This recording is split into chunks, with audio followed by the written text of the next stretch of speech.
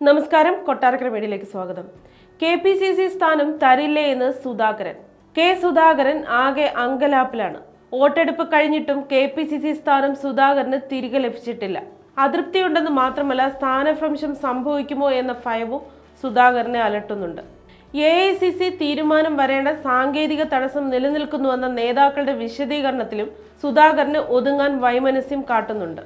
അതേസമയം തന്നെ മാറ്റാൻ ബോധപൂർവം ശ്രമം നടക്കുന്നുണ്ടോ എന്ന സംശയവും സുധാകരനുണ്ട്.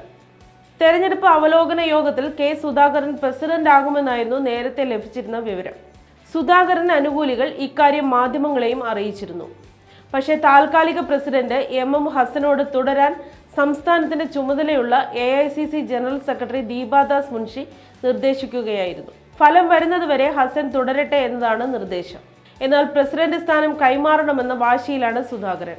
ഫലം വരുന്നതുവരെ എന്തിന് കാക്കണമെന്ന് സുധാകരൻ ചോദിക്കുന്നുണ്ട്. സുധാകരനെ മാറ്റാൻ ഒരു വിഭാഗം നേതാക്കൾ ശ്രമം തുടങ്ങിയതായും റിപ്പോർട്ടുണ്ട്. ആരോഗ്യ പ്രശ്നങ്ങൾ മുൻനിർത്തി സുധാകരനെ ഒഴിവാക്കാൻ നേരത്തെയും ശ്രമമുണ്ടായിരുന്നു. സുധാകരനോട് പ്രതിപക്ഷ നേതാവിന് പഴയ താല്പര്യമില്ല.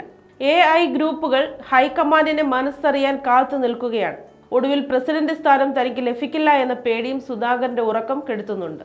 MM ഹസൻ തൽസ്ഥാനത്ത് തുടരുന്നതിൽ അതൃപ്തിയുള്ള സുധാകരൻ വിട്ടുവീഴ്ചയ്ക്ക് തയ്യാറാകില്ല എന്നാണ് കോൺഗ്രസിനുള്ളിൽ കേൾക്കുന്നത്.